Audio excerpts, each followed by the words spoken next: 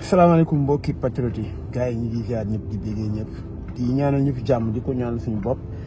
ñaan mbokki patriote yëpp yàlla suñu borom defal leen jàmm defal ñu ko may ñëpp màggalu jàmm ñu dem ci jàmm dëgg yàlla kenn bañ a accidenté wala ku ci loolu ci amee tamit kenn bañ cee gaañu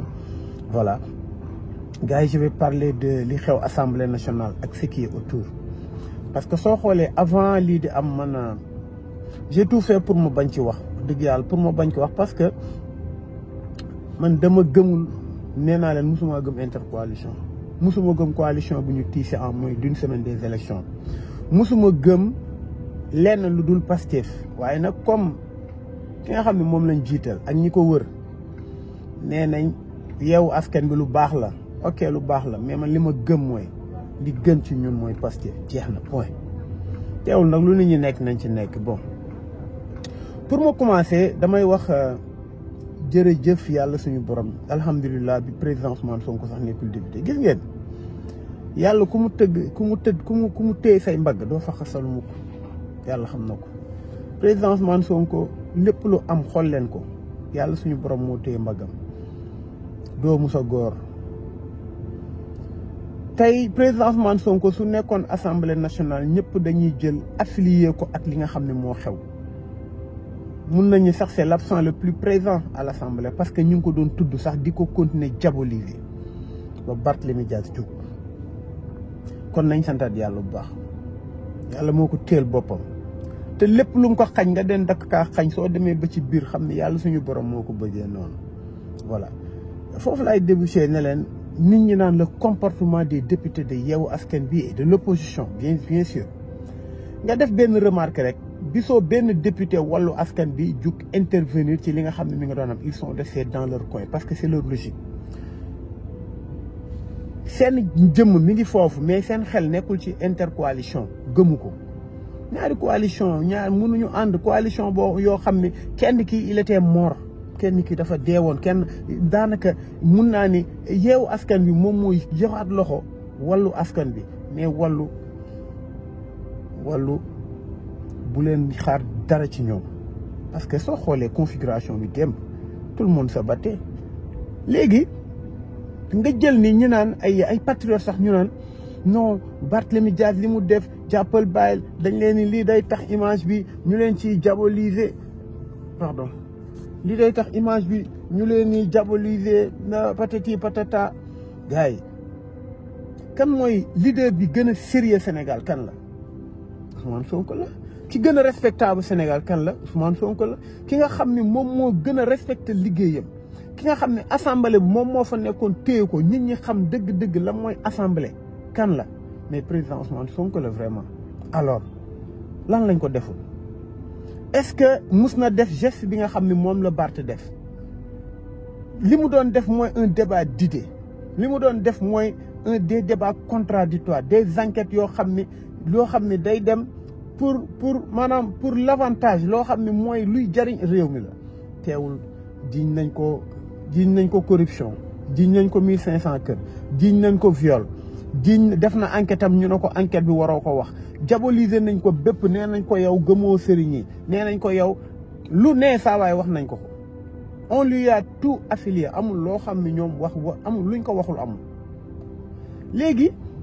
kon la posture à prendre mooy lan vraiment li nga xam ne war nañ ko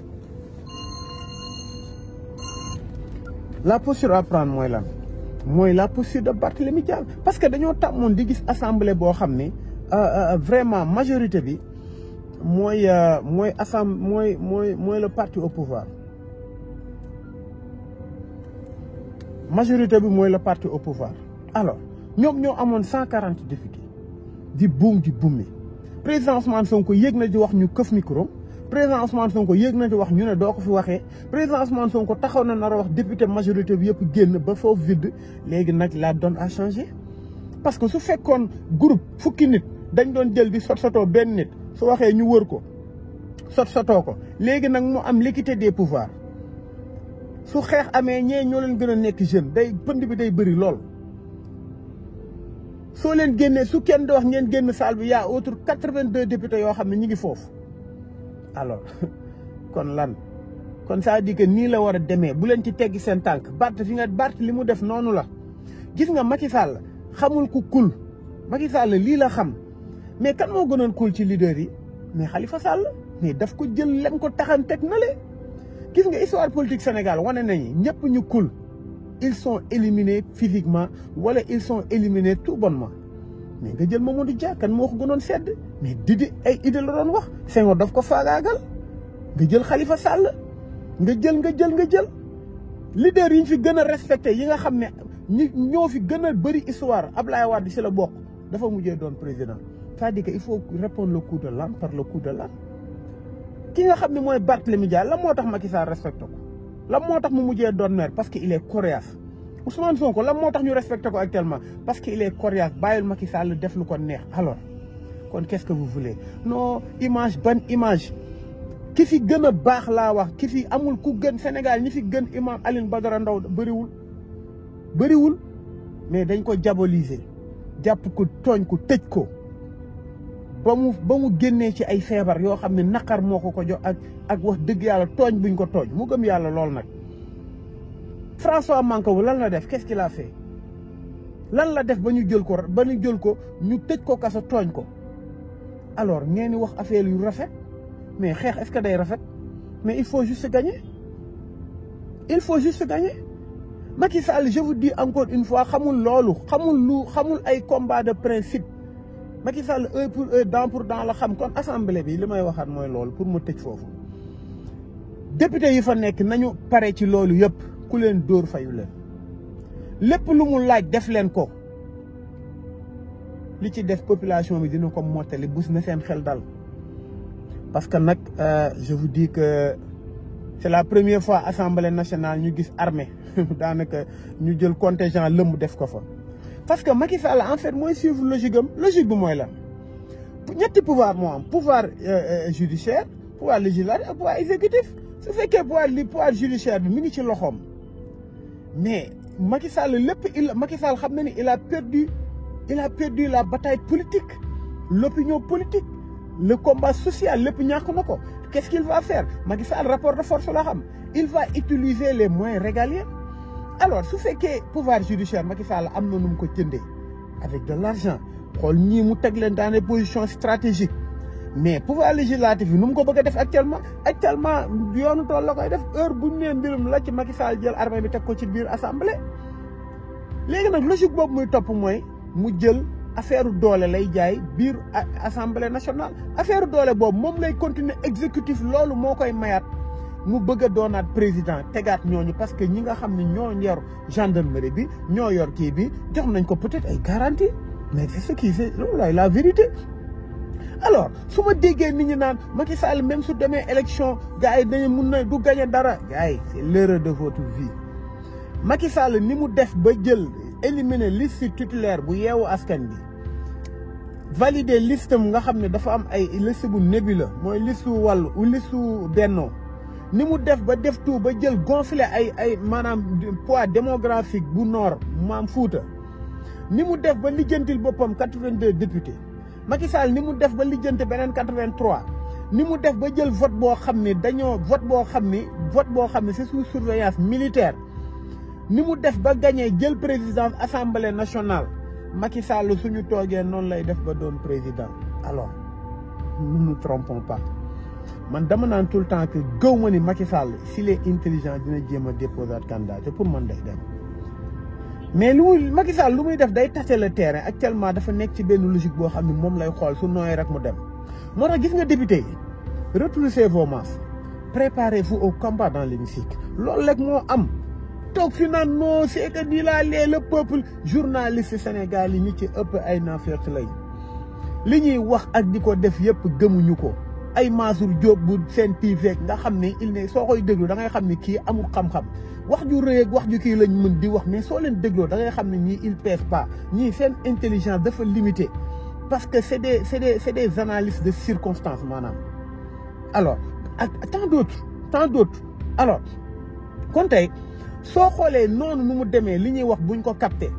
parce que le peuple est souverain ce ne sont pas les journalistes nii ñi nga xam ne ñoo nekk ay parti au pouvoir mais le peuple xam na xam nañ ki nga xam ni moom la ñuy xaar focus bi xam nga lan la président Ousmane Sonko 2024 suñu bakkan lañ ci teg. kon tey Macky mi ngi topp logique am ku yaakaar ne Macky ay affaire non c'est que tu sais il fallait ñu def ni mais da ngay way di mais da ngay way di da ngay luus doo xam foo jëm. alors nañu teg loolu de côté xam ni tey Macky Sall rapport de force la xam que tout le monde soit après c'est ça. beneen bi mooy nga gis Macky Sall mooy fal ku mu neex nu ko neexee kenn mënu ci dara. bi may wax beneen bi mooy Ahmed Aïdara ju bëri message nañ ma di ma laaj Ahmed Aïdara lu mu def affaire dama leen wax la logique il faut ngeen jël rapprochement entre la candidature de Malick Gakou mu jékki-jékki ne day doon président am na ci droit et la candidature à la présidence de l'Assemblée nationale de Ahmed Aïdara ñoom ñaar waxtaan nañ ñi ngi déggoo am nañ seen stratégie je vous dis une chose man ragal naa Malick Gakou ak Ahmed Aïdara def coalition yaakaar dañuy dem parce que nag Ahmed Aïdara sax na ay laaf Ahmed Aïdara moom kese je vous dis billahi mënul gagner Sam Notaire mënul gagner koñom moom wax na ko il a reconnu lu ko téye pour mu dem pour mu doon maire Ousmane Sonko daf cee bokk à 100%. waaye na ko leer ni comportement bi mu am Ahmed Aïdara bii mooy dernier mandat mairie et nous ferons tout ce qui est possible pour maire élection maire su amatee Ahmed Aïdara du ko gagner noonu lay demee gis nga acte boo def il faut l'assumer et la bataille sera rude. gis nga ñun gars yi ñun ñuy toog nii ñun duñu Aliou Sall nous sommes plus coriaces que Aliou Sall parce que xam nañ comment on va faire pour combattre une personne. comment on va faire pour combattre une personne. alors Ahmed Aïdara li mu def nii du dara lu dul irresponsabilité loolu kese la amul neen mu toog ay 2A TV boobu di ko expliquer amul nuñ ko mën a expliquer Barthélémy Dias nga nekk yow askan bi yow askan bi ñëpp d'accord d'une manière consensuelle ne Barthélémy Dias moom la ñu kii yow nga taxaw biir assemblée nationale nga ne da ngay doon candidat à la présidence te tu sais d'avance que mënoo ko gagner. alors nañ dem li ma wax je vous le dis et je vous le répète Ahmed Aïdara ne sera plus jamais maire. mandat bi su jeexee c'est terminé parce que Ahmed Aïdara bi mu nekkee maire net la ko Bara Gueye jël yónnee ko 1000 litres essence li may wax lu leer daan wax mayaat ko 500 litres Aziz Ndiaye woon na ko plus de 15 appels parce que ñooñu ay c'est des vautours loolu la ñu xam et Ahmed Aïdara il est sur une mauvaise pente gis nga wax ju bëri du dara ce sont les actes ñun la ñuy compter sa wax ju bëri ju du dara actes yi la ñuy compter et puis nañu dem suñu li ci kanam raw li bët. loolu damay permettre ma ne leen comme li ma doon défendre rek peut-être am na ñu ci d'accord mais le passé doit aller seul on peut compter sur personne ñi ñu wër ñii ils nous aiment pas seen intérêt moo nekk ci ñun parce que ñoom xam nañ ni Ousmane Sonko su isolé Ousmane Sonko su demoon ba amatul lenn lu mu def su isolé woon yàlla xam na ne Macky day taxañ opposition teg na Ousmane Sonko il est 98% de l'opposition amul kenn koo xam ne il peut se vanter mu taxaw am benn 1 millième ci Macky Sall amul. alors ñun ñooy financer coalition yi ñun ñooy xeex ñun ñooy massifier ñun ñooy def lépp loo xam ne war nañ ko def pour coalition baax ñun ñooy dem di yàq suñu xaalis di jël suñu xaalis di jël suñuy millions di ko ci def d'une manière personnelle ñun ñoo on s'organise les groupes WhatsApp c'est Pastef alors ñu bëgg ñoo yëpp ñu ngi naan opposition pourtant Pastef fi mu toog la toog beneen bi mooy wax dëgg yàlla Mimi Touré il n'a que ce qu'il mérite li mu mérité képp la am Mimi Touré scandale li mu fi def ci ay procès toog na fii lu nekk mu wax ko Ousmane Sonko lu nekk mu def ko c'est-à-dire que lu ku nekk rek li nga mérité rek moom ngay am. je disais que Mimi Touré n'a que ce qu'elle mérite parce que tey nag nga nit épée bi ngay utiliser di ko rey ay nit épée boobu moo lay rey. tu vas perdre tôt ou tard l'épée te ki koy téye mooy sa ennemi il va t'exécuter avec mais Mimi Touré lan la fi deful ban scandale la fi deful justice arrogance lan la fi yàqul opposition lan la fi tegul opposition mbirum imam Alioune Badara Ndao lan la ci deful lan yàggul lekk campagne lu mu doon wax Ousmane Sonko demal nga wuyu sa dossier viol naan ko violeur lu nekk mu wax ko léegi du ma attardé wu ci trop ci Mimi Touré parce que il n'a pas à se victimiser parce que il a fait trop de victimes il a fait trop de dégâts autour d'elle. Alors li tax Macky Sall def nii c'est très simple jarul ngeen xool naan non lu tax Macky Sall il a pris sa revanche sur Mimi Touré. xam nga tey Macky Sall képp ku toog ne mënul def 3e mandat xool dina la rechercher par A ou par B dina roode ba am la. Mimi Touré bi mu waxee loolu képp ku ko mënte wax xoolal ñu ne Macky mënul am 3e mandat dégg tooko ay Ismaïla Madior Fall yi ngay gis yëpp fi ñu jëm ak Macky te sax ñu ngi fa. ay Boun Abdallah képp ku mu mënte ku mu mënul dàq dina la humilier mais imaginez leen la moo gën a simple Macky Sall woo Mimi Touré wala ne ko Mimi dama bëgg nga def campagne yaay doon tête de liste mais wax dëgg yàlla doo doon président assemblée c'est un président mun na ko naxi avec plein de mun na ko am na lu bëri lu mu ko mën a remplacer lool avec de l'argent avec des institutions même yoo xam ñoo koy créé waat mais lan moo tax mu bàyyi ko ba jour élection ba jour nga xam ne moom la ñuy def moom la ñuy ubbi seen session assemblée mu 10 minutes avant muy am la ko xam mais parce que le gars il a voulu l'humilier mais loolay dëgg amul de midi à 14h Macky a voulu l'humilier et il a réussi et c'est bien fait c'est mérité man dama ko yéene Mimi Touré amul jigéen la amul lii la parce que jigéen la boo xam ni toog lu nekk mu wax ko ay góor moo tax il a été utilisé togg na ndugg na togg na ba mu neex ndekkiwul sax di xaar li mu togg sa pare mu lekk ci mu pare lekku ci il le mérite elle le mérite vraiment alors kon n'allons pas nous dire que non Mimi Macky affaire yooyu jàpp ba Macky Sall ni mu defee ak Mimi Touré noonu la defee ñëpp ñu ko wër et c'est le même comportement qu'il y a avec les Sénégalais maanaam da leen wax lii def la leen moom mooy dëgg bi mu ñëwee ne mars bi mu amee mu ne dégg naa leen bi mu passé net leneen la def c'est-à-dire que waxoon naa leen ko ne leen n'attendez rien de Macky Sall gis nga ki mu war a fal premier ministre billahi du kenn ku nit ñi di foog le gars il joue à ça il joue à l'homme imprévisible mais il va se noyer dans sa stratégie c'est ça la vérité alors bu leen taxaw di calculer affaire Macky Sall lu muy dem man et personnellement je m'en fous Macky Sall na dem jël benn Koura Macky def ko premier ministre je m'en fous nous li ñuy wax rek li pour a wax rek xeex day ñor ñu ngi jël li jiñ ay nit force spéciale mooy lan amul loolu yëpp garaawul parce que nag su Macky Sall amee fit di jàpp autour de lui parce que ñun la alors ma jàll foofu di leen wax ni démb la woon procès Abdou Karim Gueye ak professeur Oumar Diagne man j'étais là-bas personnellement mais tu sais quand je dis de lâcheté quand je dis que nous sommes des lâches mais loolu dara du ma ko du ko dindi suma bopp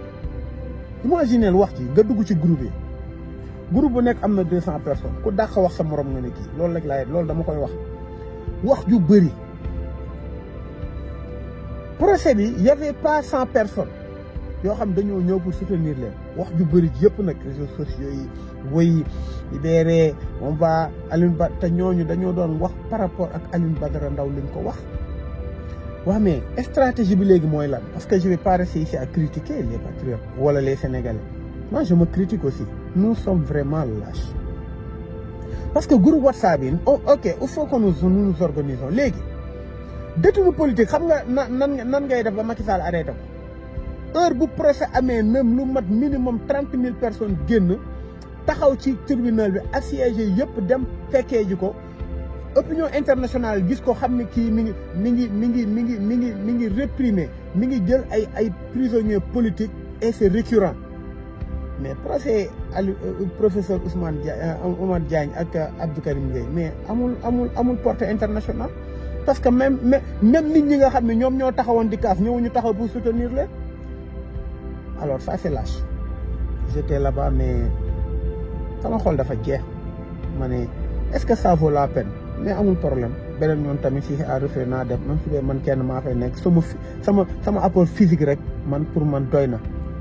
man doy na ma man personnellement mais su ñëpp defoon noonu day baax alors la solution mooy lan léegi képp koo xam ne détenu politique nga jàpp nañu sa procès groupe WhatsApp bu nekk nañu dajale ku nekk sax 200 wala 500 jox ko 15 personnes ne leen passe leen jël leen taxi ay oto ngeen dem cellule bu nekk génn lu mat 15 personnes yëkkati paas jox leen ne leen dem leen ñaata groupe WhatsApp 3000 groupe WhatsApp am na 3000 groupe WhatsApp ku nekk su génnee 10 personnes ñaata la boobaa Macky Sall day arrêté parce que Macky li mu bañ c'est son image internationale lay bañ a ternir. Alors arrêtons de parler nañu wax tuuti jëf lu bëri wax ci dafa bëri mbépp groupe yi WhatsApp bi wax ju dul jeex ratatatatat ku ci nekk di jaay sa morom akama mun a analyser ku si nekk di jaay sa morom maa xam politique ku si nekk di jaay sa morom maa xam kële loolu amul njëriñ c'est ce qui loolu ça fait pas gagner ce combat bi li koy gagner mooy des actes pas wax ju bëri fii kenn gënu fi xam politique professeur Ngouda Mboup kenn gënu xam kenn dàqu fi wax Dame Mbodj kenn ëpp fi fit Mame Birame Wathie ak waa Walf kon groupe WhatsApp bi wax ju bëri ji wàññi leen ko ngeen def ay acte dajale xaalis baax na groupe yëpp nañ ko def mais su dara amee na ngeen jug ngeen dem loolu mooy dëgg mais ku dàq wax sa morom nga ne kii te wax yooyu ça ne sert à rien.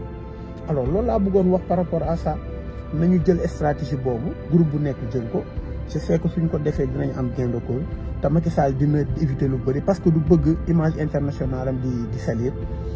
kon gars yi li ma doon wax rek suma xalaat ñu noonu te nañu santaat yàlla président Ousmane Sonko bi mu bokkulee ci lii parce que nag lii mooy wane ni kii yàlla daf ko préparé pour mu jiite Sénégal te dina ko sotti damay wax rek laay waxaat mbirum Macky Sall du ay wax ju bëri moo koy gañe du ay vraiment du ay rafetal ak yooyu moo koy kii mais c'est de faire face kese leneen luñ def rek dañuy perdre suñu temps gars yi ñu ngi ziar ñëpp di déggee ñëpp di ñaanal ñëpp jàmm di leen ñaanal màggalu jàmm da ngeen ñaanal ñu ko aussi di ñaan ci màggal gi Sénégalais yëpp yàlla defal leen jàmm defal leen sutura te lii ñuy xeex yàlla suñu borom defal ñu ko jox ñu ci ndam te kenn bu mu ci wàññeeku kenn bu mu ci gaañu gars yi ñu ngi ziar ñëpp di déggee ñëpp wasalaam